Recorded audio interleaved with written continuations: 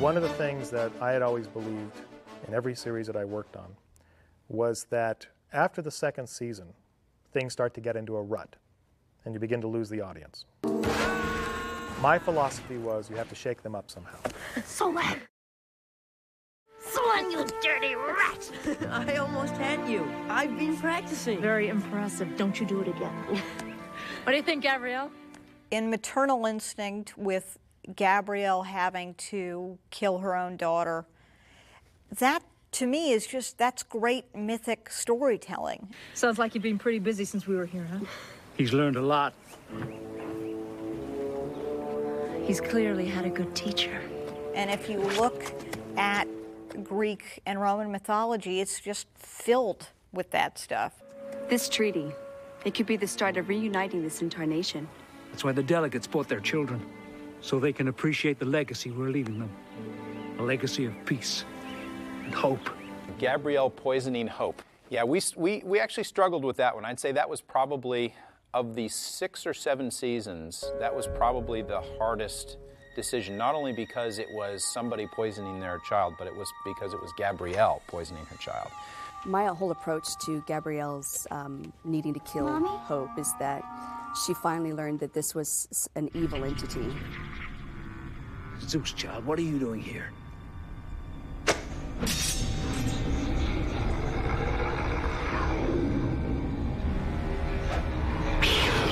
This really wasn't someone that was anything like the idealistic Gabrielle.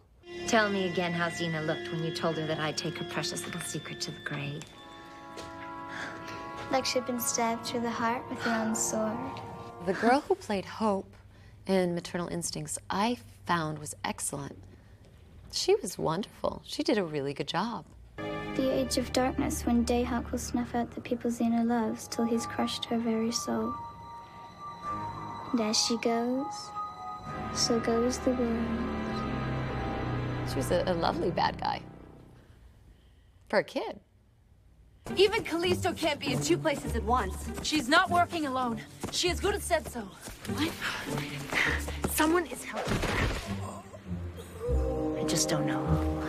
I was fortunate as Gabrielle to work with Hudson quite a bit because she always seemed to be the victim of Callisto's manipulative schemes. Come meet your Auntie Callisto. No!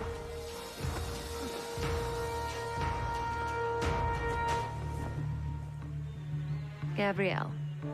It's really fascinating working with Hudson because you never really knew what you were going to get. She's quite impulsive and really had a great understanding of the character and sort of ways to torture people. Hurts, doesn't it? Losing your family. Rips out your heart, your guts, your feelings. All that's left is the pain, right?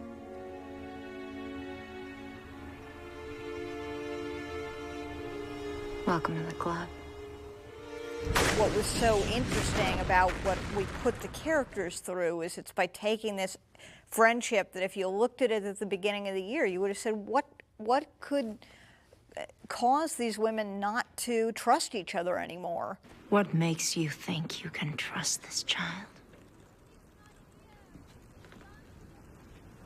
What makes you think that we can't? Xena, she gave us Callisto's plan. Exactly. Callisto wouldn't tell her anything she didn't want us to hear. The child's probably a pawn or worse. That is not true. Xena, you were always so quick to blame her, weren't you? Well, she is not evil. She's not. The worry was, are we going to be able to get their friendship, you know, okay, now that we've shattered them into a million pieces on the ground, can we get them back together? And that was the, you know, the task of the second half of the 3rd season. The child is Hope? I'm sorry. I never meant to lie. So we started to dabble in all of these different areas. Some of them I even kind of rocked back on my heels and went, wow, we're going to do that? Oh my goodness. And then you stop and you think, well, why can't we do that? I couldn't kill her. She's my daughter. You're a mother, you know this. I had to save her. A mother who gives up custody of their child, I think, is never the same. I prayed that the gods would protect you, and they did. They brought you home. then to have somebody re-enter your life and lose them all over again is just a horrifying double whammy. Confronting characters with a series of untenable choices makes for great drama. Hey, Solon. Solon. Gabrielle's daughter killing Xena's son. That's a toughie. How do you get back from that? Xena? Whether it was going to work or whether it didn't work, that's kind of the roll of the dice. No. Get out. Xena. Go! Having these murders take place with family members, that is not something that's easily forgivable. But then again, think about it, it is the ultimate challenge to their particular relationship. If I had just done what you said, when you told me to do it, then they would still be alive.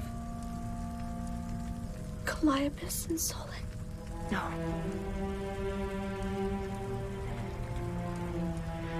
Don't you even speak his name. I don't think I would have played the part differently had I not had children at that point, because I am a child.